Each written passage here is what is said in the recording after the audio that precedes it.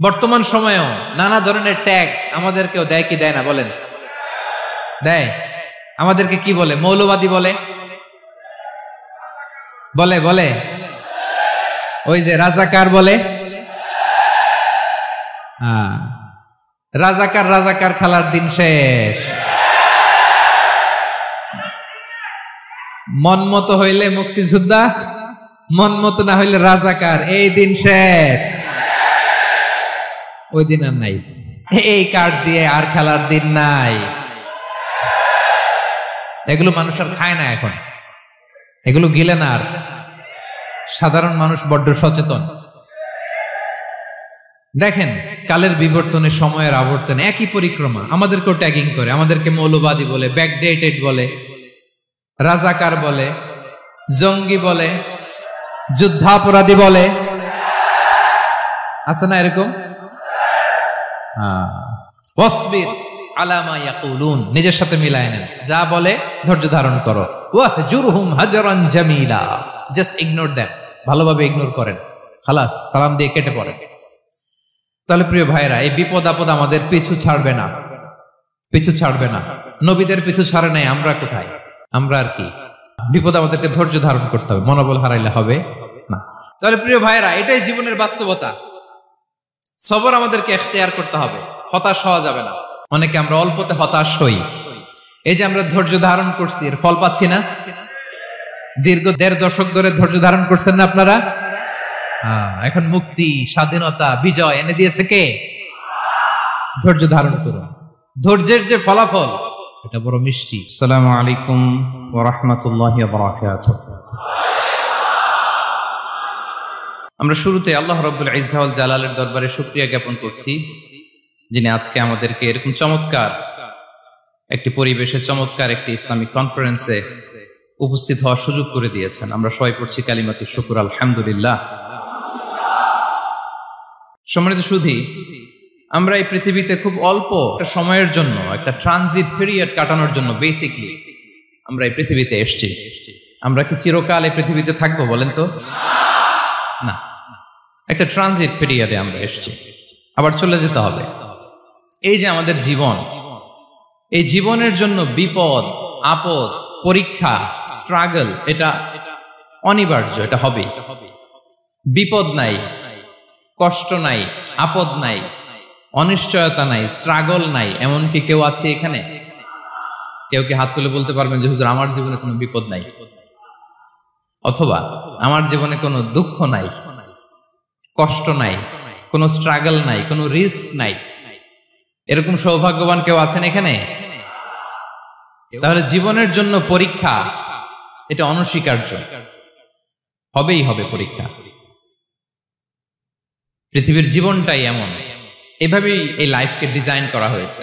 পরীক্ষা থাকবে, এখানে বিপদ থাকবে, এগুলো উত্তীর্ণ হয়ে আপনাকে যেতে হবে। চিরসুখ চির শান্তি, এটাই পৃথিবীতে হয় না। চিরসুখ এবং চির শান্তির জায়গা হচ্ছে জান্নাত। চিরসুখ এবং চির শান্তি কোথায়? এটা জান্নাতের বৈশিষ্ট্য। চিরসুখ চির শান্তি, টেনশন নাই, ঝামেলা নাই, পরীক্ষা নাই, বিপদ নাই, রিস্ক নাই, স্ট্রাগল নাই, এটা হচ্ছে দ্য ফিচার্স অফ জান্নাত, জান্নাতের ফিচার। কিন্তু সমস্যা বাদে তখন যখন জান্নাতের ফিচার আমরা দুনিয়ায় খুঁজি, যেটা পাবো আমরা জান্নাতে, এটা খুঁজি কোথায়? এই তখনই সমস্যা বাদে। And this is the main problem. এটাই বড় সমস্যা। এই সমস্যার সমাধান কোথায়, এটা নিয়ে আজকে আমি কিছু কথা অ্যাড্রেস করবো ইনশাআল্লাহ। তো তাহলে আসুন শুনি জান্নাতের ফিচার কি। জান্নাতের কমন একটা ফিচার হচ্ছে জান্নাতে there will be no sickness in paradise. জান্নাতে কোনো অসুস্থতা থাকবে না, চিরসুস্থ। সুবহানাল্লাহ পড়েন। চিরসুস্থ, চির সবল, কেউ অসুস্থ হবে না জান্নাতে। জান্নাত হবে অ্যান্টি এইজিং, জান্নাতে বয়স বাড়বে না কারো, চিরযৌবনা, চিরযুবক, অ্যান্টি এজিং। আপনারা জানেন যে বর্তমান পৃথিবীতে অ্যান্টি এজিং ক্রিম পাওয়া যায় না? ক্রিম, কথা বুঝতেছেন? অ্যান্টি এজিং ক্রিম পাওয়া যায়। তারা বলে এই ক্রিম মাখলে চামড়ায় ভাঁজ পড়ে না। এটার দাম আছে কিন্তু অনেক। অ্যান্টি এজিং ক্রিম লাগায়, শ্যাম্পু ইউজ করে, অ্যান্টি এজিং অয়েল আছে, এটা দিলে নাকি চামড়ায় ভাঁজ পড়ে না। ইভেন ভারতের অনেক বড় একজন ব্যবসায়ী মুকেশ আম্বানি, নাম শুনছেন না, যে তার ছেলের বিয়ে হয়ে গেল। তো এই মুকেশ আম্বানির স্ত্রী নীতা আম্বানি, সে কিছুদিন আগে এক বটল গোল্ড ওয়াটার খেয়েছে, gold water, and its cost $60,000 $60,000 দাম এক বোতল গোল্ড ওয়াটারের। কেন? ফর অ্যান্টি এজিং, যাতে বয়সের ছাপ গালে না থাকে। এখন বলেন, এভাবে কি আমাদের বয়সকে ধরে রাখা সম্ভব এই পৃথিবীতে? সম্ভব না, কারণ এই ফিচারটা দুনিয়ার ফিচার না, এটা জান্নাতের ফিচার। সুবহানাল্লাহ পড়েন। তাহলে জান্নাতে কেউ অসুস্থ হবে না, জান্নাত হবে চির যৌবন, চির যৌবনা। ওখানে আমরা যুবক থাকবো, প্রত্যেকে 33 বছরের যুবক যুবতী হয়ে জান্নাতে ঢুকবো। বিষ্ণু ইসলাম বলেন, আহলুল জান্নাতি জুরদা ওয়া মুরদা ওয়া আবনাউ সালাসিন ওয়া সালাসিন, জান্নাতে যারা যাবে শুভ্র দাড়িবিহীন, প্রত্যেকে হবে 33 বছর বয়সের। ওই যে 33 বছর বয়সে একবার ঢুকলেন, আর বয়স বাড়বে না, ওইটাই চিরকাল ওই বয়স পাবেন। জান্নাতের আরেকটা ফিচার হচ্ছে নো ফ্রাস্ট্রেশন, কোনো চিন্তা নাই, দুশ্চিন্তা নাই, হাইপার টেনশন নাই, সজীব প্রাণবন্ত। সুবহানাল্লাহ। জান্নাতের আরেকটা ফিচার হচ্ছে there is no expiry date in Jannat. Expiry date আছে? জান্নাতে যে ঢুকবো 7 দিনের জন্য চেক ইন, নাকি চেক ইন কয় দিনের জন্য? 7 দিন, 10 দিন পরে চেক আউট করে ফেলবে, এরকম না। নো এক্সপায়ারি ডেট, আজীবন। একবার এন্ট্রি পেলে বের হওয়ার টেনশন নাই। আল্লাহু আকবার। তাহলে no expiry date, rather it's eternal, আজীবন থাকবেন, খালিদিনা ফিহা, চিরকাল থাকবেন। এবং জান্নাতের সবচাইতে গুরুত্বপূর্ণ ফিচার হচ্ছে there will be no death in Jannat. জান্নাতে আপনার আর মৃত্যু হবে না, মৃত্যুর বিদায় হবে। তার মানে আপনি অমর হবেন। তাহলে আপনি চির সুস্থ, চির সবল হবেন জান্নাতে, চির যুবক থাকবেন, প্রাণবন্ত থাকবেন, আপনি অমর হবেন, আপনি জান্নাতে মরবেন না। জান্নাতীরা যখন জান্নাতে যাবে, ফেরেশতারা ডেকে বলবে, ইয়া আহলাল জান্নাতি ইন্না লাকুম আন তাসিহু ফালা তাসকামু আবাদা। জান্নাতীরা চিরকাল সুস্থ থাকবা, অসুস্থ হবা না। ইন্না লাকুম আন তাশিব্বু ফালা তাহরামু আবাদা, তোমরা শাবাব থাকবা, বুড়া হবা না। ওয়া ইন্না লাকুম আন তাহইয়াউ ফালা তামুতু আবাদা, চিরকাল বেঁচে থাকবা, মরবা না। এবং সেদিন জান্নাতে মৃত্যু দেয়া হবে, মৃত্যু দেয়া হবে। ইউতাল মাউতু বিকাবশিন আমলাহ, একটা ছাগলের আকৃতিতে মৃত্যুকে আনা হবে। ফায়ুযবাহুল মাউত, মৃত্যুকে জবাই দেয়া হবে। এবার জান্নাতীরা তাকিয়ে থাকবে, ফেরেশতারা বলবে, ইয়া আহলাল জান্নাতি খুলুদুন ফালা মাউত, হে জান্নাতীরা চিরকাল এই জান্নাতে থাকবে। তাহলে জান্নাতের ফিচার পাইছেন। এখন কোন বোকা যদি এই ফিচার দুনিয়ায় খোঁজে, পাবে? পাবে না, কারণ দুনিয়ার ফিচার আলাদা। দুনিয়ার ফিচার কি? এই দুনিয়াতে বিপদ আসবে, কষ্ট আছে দুনিয়াতে, হতাশা আছে, ভয় আছে, অসুস্থতা আছে, বার্ধক্য আছে, এবং এই দুনিয়ার একটা এক্সপায়ারি ডেট আছে না? দ্য ডে ইউ ডাই, যেদিন আপনি মারা যাবেন, এটা আপনার এক্সপায়ারি ডেট, চলে যেতে হবে, চলে যেতে হবে। এই পৃথিবীতে মৃত্যুর অস্তিত্ব আছে, সবকিছু থমকে দিয়ে, আপনাকে চমকে দিয়ে মৃত্যু চলে আসবে, ঠিক কিনা বলেন? তাহলে এগুলো হচ্ছে দুনিয়ার ফিচার। এই দুনিয়াতে বিপদ আপদ, কষ্ট, ঝুঁকি, স্ট্রাগল, বার্ধক্য, অসুস্থতা, এগুলো নিয়ে আমাদেরকে টিকে থাকতে হয়। এটা দুনিয়ার ফিচার, মিলাই ফেললে হবে না। জান্নাতের ফিচার একটা, দুনিয়ার ফিচার আরেকটা। দুনিয়াতে কষ্ট থাকবে, বিপদ আপদ থাকবে। এই দুনিয়ার ফিচারটা আল্লাহ তাআলা কোরআনের একটা আয়াতে খুব চমৎকার ভাবে উল্লেখ করেছেন, সেটা দিয়েই আমি আলোচনা শুরু করেছি। আল্লাহ তাআলা ইরশাদ করছেন, ওয়ালা নাবলুওয়ান্নাকুম বিশাইইম মিনাল খাউফি ওয়াল জুই ওয়া নাকসিম মিনাল আমওয়ালি ওয়াল আনফুসি ওয়াস সামারাত ওয়া বাশশিরিস সাবিরিন। আল্লাহ তাআলা বলছেন, অবশ্যই অবশ্যই আমি তোমাদেরকে পরীক্ষা করব, ভয় দিয়ে, ক্ষুধা দিয়ে, সম্পদের ঘাটতি দিয়ে, আতঙ্ক দিয়ে, প্রাণনাশ দিয়ে, ফল ফসলের হানি দিয়ে পরীক্ষা করব। কিন্তু এই পরীক্ষায় যারা উত্তীর্ণ হবে, যারা সবর ইখতিয়ার করবে, ওয়াবাশশিরিস সাবিরিন, ধৈর্যশীলদের জন্যই হচ্ছে সুসংবাদ। আলহামদুলিল্লাহ পড়ে। তাহলে সম্মানিত সুধী, আমরা বুঝতে পারলাম এই পৃথিবীর ফিচার হচ্ছে এখানে বিপদ থাকবে, বিপদ ছাড়া কেউ থাকবে না। স্ট্রাগল থাকবে, কষ্ট থাকবে, ঝুঁকি থাকবে, রিস্ক থাকবে, এবং নানা ধরনের বিপদ আপদ দিয়ে আল্লাহ তাআলা আমাদেরকে পরীক্ষা করবেন। এটা মাস্ট, এটা আমাদের মাইন্ডসেটে নিয়ে নিতে হবে, মাইন্ডসেটে এটা ক্লিয়ার থাকতে হবে। চিরসুখ চিরশান্তি এই দুনিয়াতে মিলবে, কোথায় মিলবে তাহলে? এটা তাহলে বিপদ আসবেই, আপদ আসবেই, পরীক্ষা থাকবেই আমাদের জীবনে। তবে ইন্টারেস্টিংলি মজার বিষয় হচ্ছে পরীক্ষাটা এক একজনের এক এক রকম। পুরো পৃথিবীটা একটা পরীক্ষা ক্ষেত্র, কিন্তু কারো প্রশ্নপত্রের সাথে কারো প্রশ্নপত্রের কোনো মিল নাই। সুবহানাল্লাহ। আমার পরীক্ষা একরকম, আপনার পরীক্ষা আরেক রকম, ওই ভাইয়ের পরীক্ষা আরেক রকম, ওনারটা আরেক রকম। সবাই পরীক্ষার্থী, সবাই পরীক্ষার্থী, কিন্তু কারো প্রশ্নপত্রের সাথে কারো প্রশ্নপত্রের কোনো মিল নাই। কারোর জন্য পরীক্ষা হচ্ছে সে খুব অসুস্থ, প্রচন্ড অসুস্থতা, তার জন্য পরীক্ষা। ক্যান্সারের রোগী, দুরারোগ্য ব্যাধি, ডক্টর বলছে 4th স্টেজে চলে আসছে, কয়েক মাস বাঁচতে পারে, এটা তার জন্য পরীক্ষা। আবার কারো দেখবেন যে খুব একটা অসুস্থতা নাই, অসুস্থতার ঝামেলা নাই, কিন্তু তার দারিদ্রতা আছে, তার আর্থিক অনটন, এটা তার জন্য পরীক্ষা। আবার কারো দেখবেন অসুস্থতাও নাই, দারিদ্রতাও নাই, তার দাম্পত্য জীবনের সমস্যা আছে না নাই? অনেকের দেখবেন এগুলো কোনোটাই সমস্যা না, তার ছেলে কথা শোনে না, মাদকাসক্ত।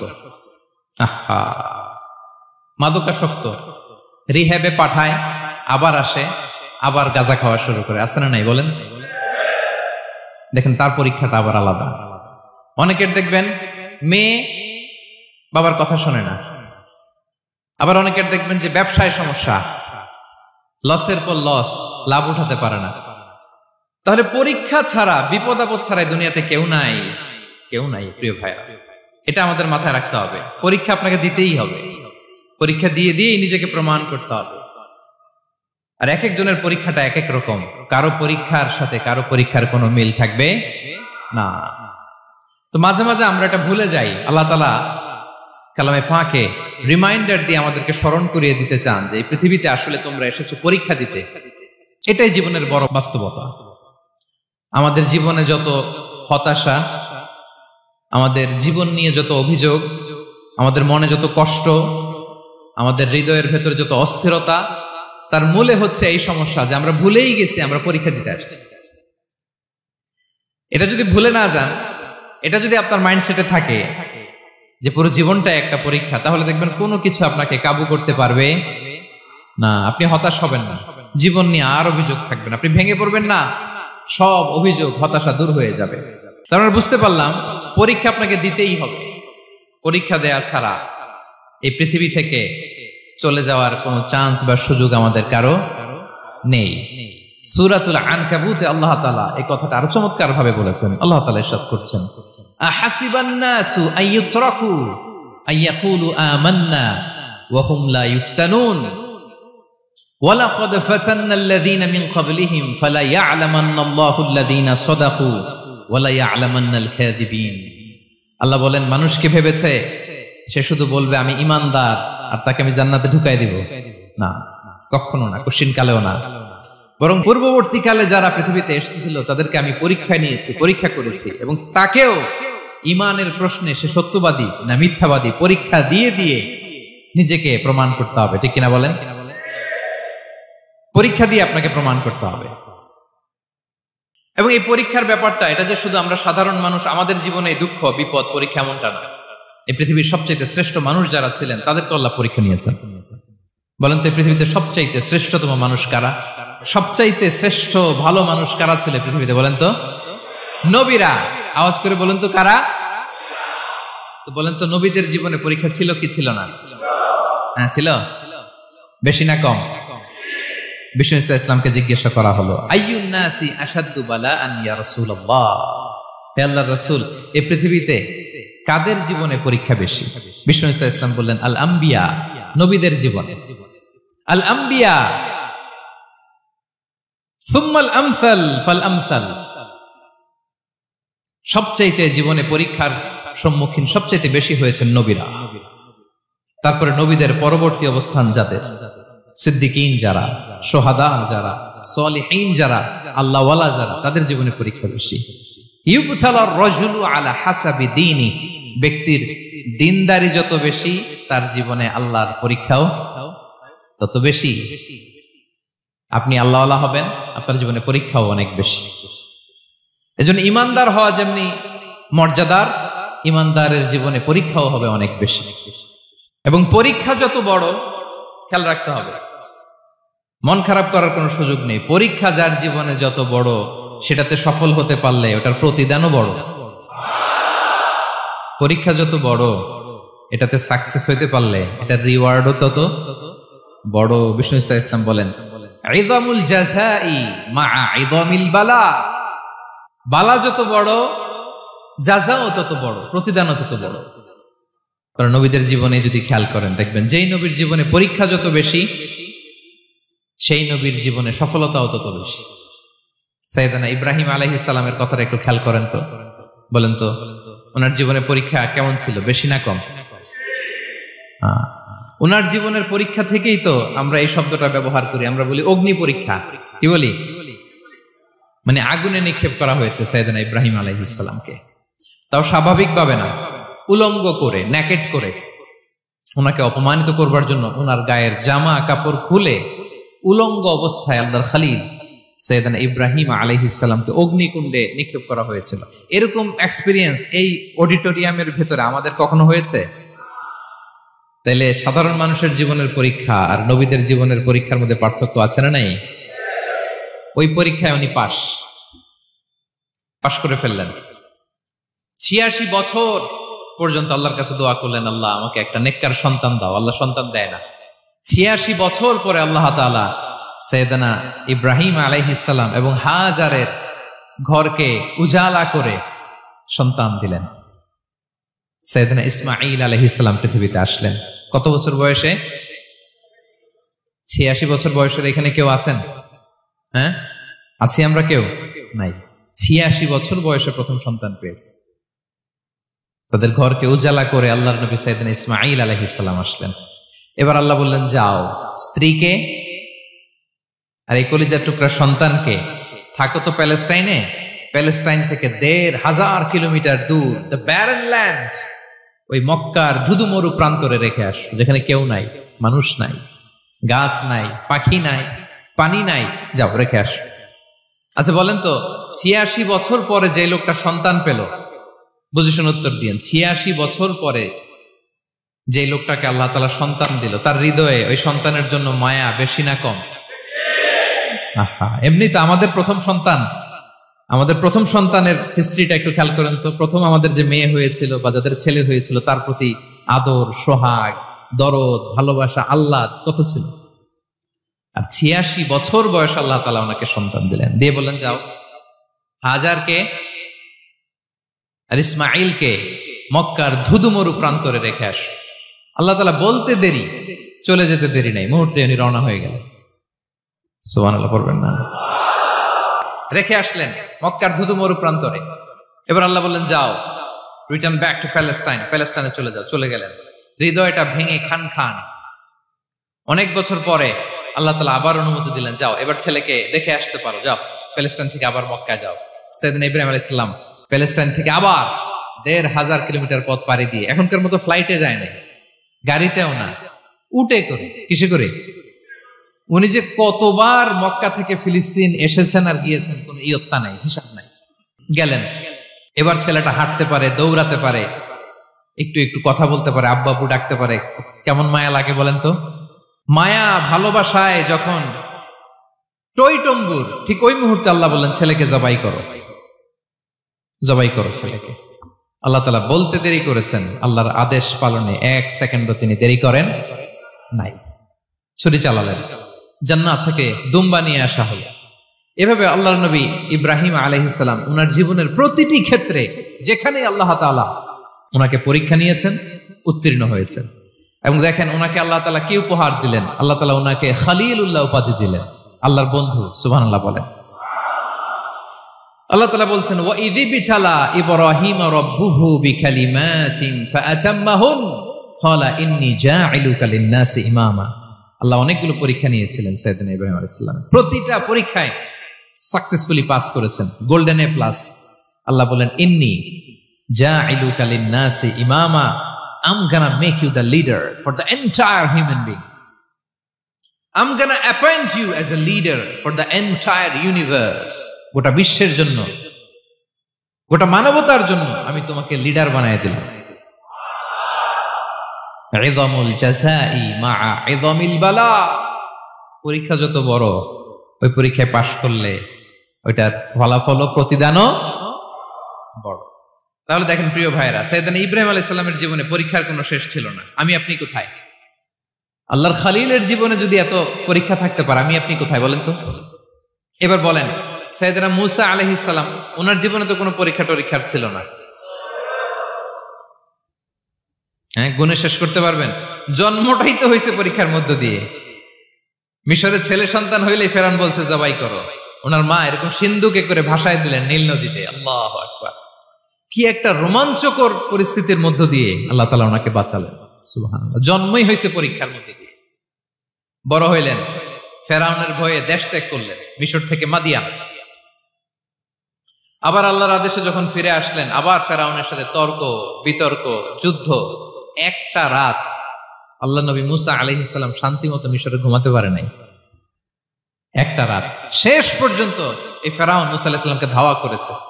ফেরাউনের ধ্বংসের আগ পর্যন্ত সে মূসা আলাইহিস সালামকে ধাওয়া করেছে। তার মানে মূসা আলাইহিস সালাম এই বিপদ আপদ পরীক্ষা এগুলো থেকে মুক্তি পান নাই। এবার বলেন ঈসা আলাইহিস সালামের কথা। ওনার জীবনে তার পরীক্ষা ছিল না।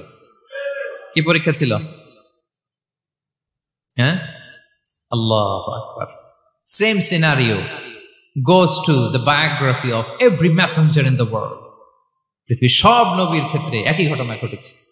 সাইয়েদনা ঈসা আলাইহিস সালাম দাওয়াত যখন দিলেন, ওনার বিরোধিতা শুরু হলো, ওনাকে হত্যার ষড়যন্ত্র হলো। ইভেন কি ওনাকে মারার জন্য বনি ইসরাইলেরা উদ্ধত হলো, জানে বাঁচবার জন্য পালালেন। এক ঘরে ঢুকলেন, চারদিক দিয়ে ঘেরাও করলো। উনি দরজা জানালা লাগাই দিলেন। ওরা বললো, একজন দরজা ভেঙে জানালা ভেঙে ভিতরে ঢুকে দেখো বেটা ঈসা কি করে। একজন ভিতরে ঢুকছে, ঢুকার সাথে সাথে বাল রাফাআহুল্লাহু ইলাইহি, আল্লাহ তাআলা ঈসা আলাইহিস সালামকে উপরে উঠায় নিল। আর যেই লোকটাকে তারা ভিতরে ঢুকালো, তার চেহারাকে আল্লাহ তাআলা ঈসা আলাইহিস সালামের চেহারার মতো করে দিলেন। এবার তার বাইরের সাথীরা বলে, ঘটনা কি? বেটা ঈসাও বেরোয় না, আমাদের লোকটাও বেরোয় না, সবাই ঢুক। দরজা ভেঙে ভেতরে ঢুকে দেখে ঈসা দাঁড়ায় আছে। বলেন তো, এটা ঈসা না মিসা? এটা কি আসল ঈসা? ওমা কতালু ওমা সলাবু ওয়ালাকিন শুব্বিহা লাহুম। আল্লাহ বলে, তোমরা আমার নবী ঈসাকে হত্যাও করতে পারো নাই, শুলেও চড়াতে পারো নাই। আমি সেফটি সিকিউরিটি দিয়ে আমার নবী ঈসা আলাইহিস সালামকে আকাশে তুলে নিয়েছি। তাহলে ওনার জীবনে পরীক্ষার শেষ ছিল না। এবার যদি আমরা বিশ্বনবী সাল্লাল্লাহু আলাইহি ওয়াসাল্লামের জীবনের দিকে তাকাই, ওনার জীবনটা দেখেন তো। আমাদের পেয়ারা নবী বিশ্বনবী মুহাম্মদুর রাসূলুল্লাহ সাল্লাল্লাহু আলাইহি ওয়াসাল্লাম, ওনার জীবনে কি স্ট্রাগল ছিল? স্ট্রাগল। মাক্কি জীবনের কথা যদি একটু খেয়াল করেন, দেখেন তো 3 বছর শিয়াবে আবি তালেবে জেল খেটেছেন, না খেয়েছিলেন। ওনার বংশের লোকেরা প্রথমে ছাগল খেয়েছে, ছাগলগুলো যখন শেষ, ছাগলের চামড়াগুলো শুকিয়ে ওইটা খাইছে। গাছের পাতা ছাল এগুলো খেয়ে খাবারের অভাবে বেহুশ হয়ে পড়ে থাকতো তারা। না খেয়ে কয়দিন ছিলেন আপনি? আমি কয়দিন ছিলাম না খেয়ে? মনেই তো পড়ে না, না খেয়েছিলাম কিনা কোনোদিন। এ হচ্ছে মাক্কি জীবন। মেন্টালি প্রেসার দেয়া হয়েছে। বিশ্বনবীর চাচা আবু লাহাব, তার 2 ছেলে উতবা আর উতাইবা, এদের সাথে বিয়ে দিয়েছিলেন 2 মেয়ের। যখন দাওয়াত দেওয়া শুরু করলেন, 2 মেয়েকে ডিভোর্স দিয়ে দিল। দেখেন, একটা বাবার জন্য প্রাপ্তবয়স্কা মেয়েকে যখন উঠায় নেয়ার আগে ডিভোর্স দেয়, তার মানসিক অবস্থাটা কেমন থাকে বলেন? মেন্টালি প্রেসারাইজ করা হয়েছে, ফিজিক্যালি হ্যারাস করা হয়েছে। বিষ্ণু সাল্লাল্লাহু আলাইহি ওয়াসাল্লাম যখন নামাজে দাঁড়াতেন, উটের পচা নারী ভুঁড়ি বিষ্ণুনবীর কাঁধে চাপিয়ে দেওয়া হতো। আপনার জীবনে এরকম ঘটছে কখনো? আপনি নামাজ পড়তেছেন, উটের পচা নারী ভুঁড়ি আপনার কাঁধে চাপিয়ে দেওয়া হয়েছে। কয়দিন হয়েছে এরকম? কয়দিন হয়েছে? হ্যাঁ, তারপরে তো আলহামদুলিল্লাহ বেরোয় না মুখ দিয়ে। কেমন আছেন হুজুর কোয়েন না, বেশি একটা সুবিধার না, তাই না? বেশি একটা একটু মিলাবেন। কতটুকু পরীক্ষা আমরা দিয়েছি। তায়েফে গেলেন বিশ্বনবী, তায়েফে গেছিলেন জমির বায়না দিতে, তাই না? জমি কিনবে তায়েফে। তায়েফবাসীদেরকে জাহান্নামের আগুন থেকে বাঁচাতে গিয়েছিলেন, নিজের জন্য না। সেখানে তায়েফের ছেলেরা পাথর মেরেছে বিষ্ণু ইসলামের গায়ে। এত শুভ্র দেহ ছিল, চেহারা ছিল, বিষ্ণুবীর গা দিয়ে ঝরঝর করে রক্ত ঝরেছে। ফিজিক্যাল হ্যারাসমেন্টের শিকার হয়েছেন বিষ্ণু ইসলাম। যখন যেদিন বিষ্ণু ইসলামকে হত্যার ষড়যন্ত্র করা হলো, আল্লাহ তাআলার আদেশে তিনি মক্কা থেকে মদিনায় হিজরত করলেন। মদিনাতে যে একটা রাত, সপ্তম হিজরির আগ পর্যন্ত শান্তিতে ঘুমাতে পারেন নাই। 3 দিকে 3 ইহুদি বসতি, বনু কাইনুকা, বনু নদীর, বনু কুরাইজা। আহা, খাওয়ার মধ্যে বিষ মিশিয়ে দেয়া হয়েছিল বিষ্ণু ইসলামের। বাজুর, খাসির বাজুর রান পছন্দ করতেন। এক ইহুদি মহিলা বিষ্ণু ইসলামের ওই রানের মধ্যে বিষ মিশিয়ে দিয়েছিল। ওই বিষের যন্ত্রণায় মৃত্যুর আগ পর্যন্ত বিষ্ণুনবী কাতরাতেন, এবং উনি ইন্তেকালের সময় ওই বিষের ব্যথা যন্ত্রণাতে ইন্তেকাল করেছেন। বিষ্ণুনবীর ইন্তেকালটা শাহাদাতের ইন্তেকাল ছিল। বিষ্ণু ইসলাম বলেছেন, ওই যে খায়বার এলাকার ওই মহিলা যে আমার খাবারে বিষ মিশিয়েছিল, সেই বিষের যন্ত্রণা, বেদনা, কষ্ট আমি অনুভব করছি। খেয়ে না খেয়ে দিন প্রচারের কাজে নিজেকে দিয়েছ বিলিয়ে, তায়েফের কাফিরেরা চিনল না সে আলো, দুষ্ট ছেলেদের পিছু দিল লেলিয়ে, পাথরের আঘাতে ক্ষত বিক্ষত হয়ে সারা শরীর থেকে রক্ত ঝরে। হে রাসূল তোমাকে ভুলি আমি কেমন করে, হে রাসূল তোমাকে ভুলি আমি কেমন করে। হাজার ব্যথা বেদনার পরে ফিরে আসনি তুমি আপন ঘরে, দিনের আলো তুমি ছড়িয়ে দিতে চলে গেলে মদিনায় মক্কা ছেড়ে। হে রাসূল তোমাকে ভুলি আমি কেমন করে, হে রাসূল তোমাকে ভুলি আমি কেমন করে। ঠিক কিনা বলেন? একটা রাত শান্তিতে, শান্তির ঘুম তিনি দিতে পারেন নাই। প্রিয় ভাইরা, তাহলে আমরা কি বুঝলাম? বিশ্বনবীর জীবনও পরীক্ষা ছিল কি ছিল না? আমাদের উপায় আছে? আমরা বাঁচতে পারবো এই বিপদ আপদ পরীক্ষা ঝঞ্ঝাল থেকে? বাঁচতে চাইলেও বাঁচতে পারবো? পারবো না। ইমাম মালিক আলাইহি রাহমা নাম শুনেছেন? ইমাম মালিক, ওনার জ্ঞান থেকে লাখো লাখো মানুষ উপকৃত হয়েছে, কোটি কোটি মানুষ উপকৃত হয়েছে। মদিনার রাস্তায় রশি দিয়ে ওনাকে টেনে হিচড়ে এক এলাকা থেকে আরেক এলাকায় নিত জালেম বাদশারা। ইমাম মালিক আলাইহি রাহমা। ইমাম আহমদ ইবনে হাম্বল, ওনাকে বেত্রাঘাত করা হতো, চাবুক দিয়ে পেটানো হতো। আল ইমাম আল আযম আবু হানিফা আলাইহি রাহমা, ওনাকে কারাবন্দী করা হয়েছিল। তার মানে দেখেন, যত বড় বড় স্কলার, যত বড় বড় মাশায়েখ, এমনকি আম্বিয়া আলাইহিমুস সালাম, ওনারাও পরীক্ষা বিপদ আপদ থেকে রেহাই পান। পাইছে? তাহলে আপনি আর আমি পাবো? বলেন তো।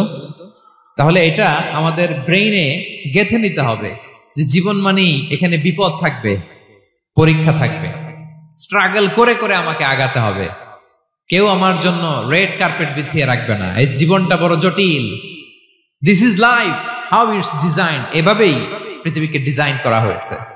এখানে বিপদ আছে, কষ্ট আছে। এই পরীক্ষা দিয়ে দিয়ে আপনাকে উত্তীর্ণ হতে হবে। বুঝতে পেরেছেন প্রিয় ভাইরা? নাও দ্য কোশ্চেন আরাইজ, এখন প্রশ্ন হচ্ছে, কেন আল্লাহ এই পরীক্ষা নেন? কেন? আল্লাহ তাআলা সূরা মুলকে বলেছেন, এই পৃথিবী সাজানোর, এই জীবন মৃত্যুর এই খেলা, এটার উদ্দেশ্যটাকে আল্লাহ তাআলা স্পষ্ট করে বলেছেন। আল্লাযী খালাকাল মাউতা ওয়াল হায়াতা লিয়াবলুয়াকুম আইয়ুকুম আহসানু আমালা। জীবন মৃত্যু দিয়ে তোমাদের জীবনকে সাজানো হয়েছে এজন্য, যাতে করে তিনি তোমাদের পরীক্ষা করতে পারেন। কি করতে পারেন? তোমাদের মধ্যে কে সৎকর্মে অগ্রগামী, কে কাজে ভালো, আমলে ভালো, এটা দেখার জন্য। বেসিকলি আল্লাহর দেখার প্রয়োজন নাই, আমাদেরকে দেখানোর জন্য এই পরীক্ষার আয়োজন। আমি ভালো করবো না খারাপ করবো এটা আল্লাহ জানে না, তো ওনার পরীক্ষা করা লাগে কেন? কথা বলেন। আমি জান্নাতি না জাহান্নামী এটা আল্লাহ জানেন না? বেসিকলি আমাদেরকে জানানোর জন্য এই পরীক্ষার আয়োজন। কাদেরকে জানানোর জন্য? মানে তুমি জেনে যাও তুমি জান্নাতি না জাহান্নামী, আমি ভালো করেই জানি। একটা ছোট্ট উদাহরণ দিলে বুঝতে পারবেন প্রিয় ভাইয়েরা। ধরেন আল্লাহ তাআলা দুইজনকে সৃষ্টি করলেন। উদাহরণস্বরূপ একজনের নাম আব্দুল্লাহ আর একজনের নাম আব্দুর রহমান। সৃষ্টির পরে আব্দুল্লাহকে বললেন, আব্দুল্লাহ আমি জানি তুমি পৃথিবীতে 50 বছর হায়াত পাইতা, খুব ভালো কাজ করতে, তুমি দুনিয়াতে অনেক ভালো কাজ করতে, এটা আমি আগেই জানি, আমার অসীম জ্ঞান বলে আমি আগে থেকেই জানি। তো যাও, তোমার এইমাত্র সৃষ্টি করলাম, যাও তুমি জান্নাতে ঢুকে যাও, কারণ আমি জানি তুমি জান্নাতি হবে। আচ্ছা, আর আব্দুর রহমান তুমি পৃথিবীতে খুব খারাপ কাজ করতে, এটা আমি জানতাম, তোমারে পাঠাইলে খারাপ কাজ করবা, তুমি সীমা লঙ্ঘন করবা, অন্যায় করবা, অপরাধ করবা, তুমি জাহান্নামী হবা, যাও। যেহেতু আমি জানি পরীক্ষার আর দরকার নেই, তোমারে জাহান্নাম দিয়ে দিলাম, যাও ঢুকে যাও। আব্দুল্লাহ ঠিকই জান্নাতে ঢুকে যাবে, আব্দুর রহমান কি ঢুকবে? ঢুকবে। সে বলবে, আল্লাহ এইমাত্র আমারে বানাইলেন, এইমাত্র আপনি আমাকে সৃষ্টি করলেন, সৃষ্টি করেই বলতেছেন তুমি জাহান্নামে যাও, আর বলতেছেন আমি জানি দুনিয়াতে পাঠালে তুমি খারাপ কাজ করবা, তুমি জাহান্নামী হবা, পাঠানোর আর কি দরকার, আগে থেকে জাহান্নামে যাও। আল্লাহ আপনি জানলে জানতে পারেন, আমি তো জানি না। ঠিক কিনা বলেন? সে বলবে, না আল্লাহ আপনি ভুল বলতেছেন, এই দুনিয়াতে পাঠাইলে আমি খুব ভালো কাজ করতাম, আমি সীমা লঙ্ঘন করতাম না, নামাজ পড়তাম, রোজা রাখতাম, হজ করতাম, যাকাত দিতাম, সাদাকা করতাম, চ্যারিটি করতাম, জনকল্যাণকর সব ভালো কাজগুলো আল্লাহ আমি করতাম। এজন্য আল্লাহ তাআলা পরীক্ষার আয়োজন করেছেন, যাতে করে তুমি জেনে যাও যে পৃথিবীতে তুমি কি করেছো। এখন আর আল্লাহকে এক্সকিউজ দেওয়ার সুযোগ নেই। আচ্ছা বলেন তো, আবু জাহেলকে যদি আল্লাহ এখন কিয়ামতের দিন বলে, Abu Jahl go to the hell fire, আবু জাহেলের কিছু বলার সুযোগ আছে? কারণ ও দুনিয়াতে কি করে আসছে এটাও জানে না। ফেরাউনকে ডেকে যদি আল্লাহ বলে, ফেরাউন তুমি জাহান্নামে যাও, go to the hell fire, ওর কি কোনো এক্সকিউজ দেওয়ার সুযোগ আছে? বলেন, সুযোগ আর আছে? কারণ তুমি দুনিয়াতে কি করেছো তোমার চেয়ে ভালো কেউ আর জানে। পৃথিবীতে এই পরীক্ষার এই আয়োজনের সবচাইতে বড় উদ্দেশ্য হচ্ছে যাতে করে আমরা দেখে যাই যে আমরা কি কাজ করছি। কেউ যখন পরীক্ষা দেয় প্রিয় ভাইরা, ওই পরীক্ষায় কত পাবে তার একটা হিসাব আছে না? বলেন, আপনি গণিত পরীক্ষা দিয়ে আসছেন, যে 100-তে 100 পাবে সে বলতে পারে আমার সব অঙ্ক হয়েছে, ঠিক কিনা বলেন? আর যে লাড্ডু গুড্ডু বুঝছেন তো, কিছুই পারে নাই, ঘোড়ার ডিম, তারও একটা হিসাব আছে যে সে কিছুই লিখে আসতে পারে নাই। তাই পৃথিবীতে এই পরীক্ষার আয়োজনের প্রধানতম কারণ হচ্ছে যাতে করে আমরা বুঝে যেতে পারি যে আমরা কোথায় যাব, জান্নাতে না জাহান্নামে। প্রিয় সুধী, এ পর্যায়ে আমরা জানবো এই যে পরীক্ষা আল্লাহ তাআলা নিচ্ছেন আমাদেরকে, এই পরীক্ষায় সফল হওয়ার মূল মন্ত্র কি? কোরআনে বিভিন্ন আয়াতে এই পরীক্ষার কথা বলা হয়েছে এবং এই পরীক্ষার সফলতার মূল মন্ত্রও কোরআনে ঘোষিত হয়েছে। আলহামদুলিল্লাহ বলেন। যে আয়াত দিয়ে আমি শুরু করেছি এই আয়াতে আল্লাহ তাআলা বলেছেন, ওয়াবাশশিরিস সাবিরিন, নবী হে ধৈর্যশীলদেরকে আপনি সুসংবাদ দিন, ধৈর্যশীলদেরকে সুসংবাদ দিন। তার মানে বিপদে ধৈর্য ধারণ করতে হবে প্রিয় ভাইরা। ইন্নামাস সাবরু ইনদা সাদামাতিল উলা, বিপদে আমরা অনেক সময় প্যানিক হয়ে যাই, অস্থির হয়ে যাই, কি করব, হতাশ না। মুমিনরা হতাশ হয় না, ধৈর্য ধারণ করে। কি করে? কি করে? ধৈর্য ধারণ করার শক্তি দাও গো মেহেরবান আমায়, দাও গো মেহেরবান। পড়েন, ধৈর্য ধারণ করার শক্তি দাও গো মেহেরবান আমায়, দাও গো মেহেরবান। সবাই বলুন একসাথে, ধৈর্য ধারণ করার শক্তি দাও গো মেহেরবান আমায়, দাও গো মেহেরবান। বুকের ভেতর ব্যথার নদী বইছে অবিরাম, বইছে বইছে অবিরাম। পড়ুন, ধৈর্য ধারণ করার শক্তি দাও গো মেহেরবান আমায়, দাও গো মেহেরবান। পড়েন আমিন। আল্লাহ যেন বিপদে আমাদেরকে ধৈর্য ধারণ করার তৌফিক দান করে। প্রিয় ভাইয়েরা, ধৈর্য এটা এমন একটা গাছ যে গাছের সারা গায়ে কাটা, কিন্তু এই গাছের ফলটা বড় সুস্বাদু। আই রিপিট, আমি আবার বলছি, ধৈর্য এটা এমন একটা গাছ যে গাছের সারা গায়ে কাটা, কিন্তু ফলটা বড় মিষ্টি, ফলটা বড় সুস্বাদু। সবাই ধৈর্য ধারণ করতে পারে না। বিষ্ণু ইসলামকে আল্লাহ তাআলা নানা সময় আশ্বস্ত করেছেন, সান্ত্বনা দিয়েছেন, আর ধৈর্যের বাণী শুনিয়েছেন। আল্লাহ বলেন, ফাসবির কামা সবারা উলুল আজমি মিনার রাসূল। নবী হে, আপনার আগে দৃঢ় প্রত্যয়ী নবীরা যেরকম ধৈর্য ধারণ করেছে, আপনিও ধৈর্য ধারণ করুন। সূরাতুল মুজাম্মিল আল্লাহ তাআলা বলছেন, ওয়াসবির আলা মা ইয়াকুলুনা ওয়াহজুরহুম হাজরান জামিলা। ওরা যাই বলুক, আপনি ধৈর্য ধারণ করুন, ওদের কথাকে ইগনোর করুন। Just ignore what they are saying to you. যা বলে আপনি জাস্ট ইগনোর করেন। ওরা বিষ্ণু ঈসা ইসলামের মনোবলকে ভেঙে দেওয়ার জন্য কখনো বিষ্ণু ঈসা ইসলামকে কবি বলে গালি দিত। কবি কি বলতো? শায়ের। কখনো বলতো মজনুন, পাগল। নাউজুবিল্লাহ পড়বেন না? পাগল বলে গালি দিত। মাঝে মাঝে বলতো কাহিন, গণক। মাঝে মাঝে বিষ্ণু ঈসা ইসলামকে তারা বলতো আবতার, লেস কাটা। মুহাম্মদ, তোমার ছেলে নাই, তোমার বংশ নির্বংশ হয়ে গেছে, তোমার নাম নেয়ার মতো কেউ নাই। আহা, কপাল পোড়া। গোটা বিশ্বব্যাপী বিষ্ণু ঈসা ইসলামের সুনাম সুখ্যাতি ছড়িয়ে দিয়েছে কে? আকাশ বাতাস মাড়িয়ে, সাত আকাশ ছাড়িয়ে আল্লাহর আরশ পর্যন্ত আল্লাহ তাআলা বিষ্ণুনবীর সুনাম সুখ্যাতিকে সৌচ্চ করেছেন। ঠিক কিনা বলেন? ইগনোর করুন। আপনাকে কবি বলে, গণক বলে, আপনাকে পাগল বলে, আপনাকে লেসকাটা বলে, জাস্ট ইগনোর দেন। বর্তমান সময়েও নানা ধরনের ট্যাগ আমাদেরকেও দেয় কি দেয় না বলেন? দেয়। আমাদেরকে কি বলে? মৌলবাদী বলে, বলে বলে ওই যে রাজাকার বলে। রাজাকার রাজাকার খেলার দিন শেষ। মন মতো হইলে মুক্তিযোদ্ধা, মন মতো না হইলে রাজাকার, এই দিন শেষ। ওই দিন আর নাই।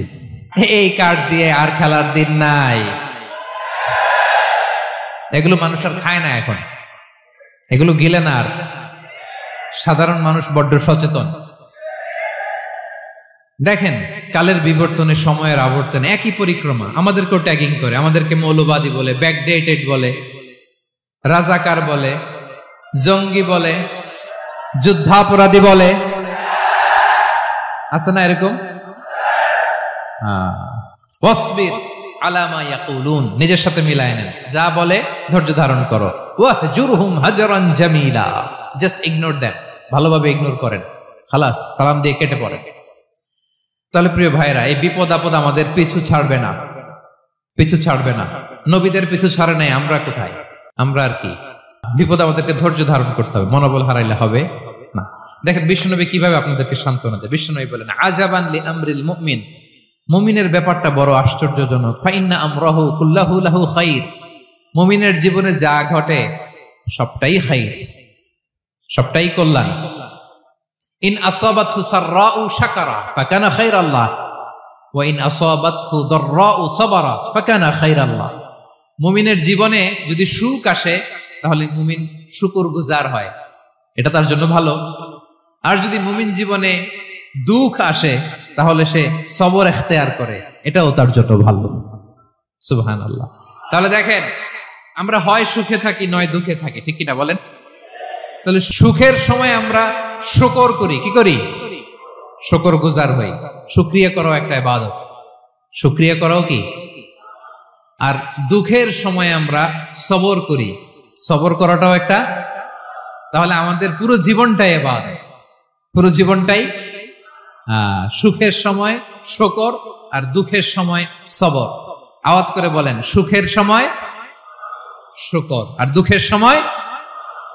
এই দুই ইবাদত মুমিন জীবনে চলমান, কন্টিনিউয়াস, একটা উইন উইন সিচুয়েশন। কি বলেন? উইন উইন হয়ে গেল না? যেই পরিস্থিতিতেই থাকে আমাদের জন্য লাভ। আল্লাহু আকবার। তাহলে প্রিয় ভাইরা, এটাই জীবনের বাস্তবতা। সবর আমাদেরকে ইখতিয়ার করতে হবে, হতাশ হওয়া যাবে না। অনেকে আমরা অল্পতে হতাশ হই। এই যে আমরা ধৈর্য ধারণ করছি, এর ফল পাচ্ছি না, দীর্ঘ 1.5 দশক ধরে ধৈর্য ধারণ করছেন না আপনারা? এখন মুক্তি, স্বাধীনতা, বিজয় এনে দিয়েছে কে? ধৈর্য ধারণ করুন। ধৈর্যের যে ফলাফল, এটা বড় মিষ্টি।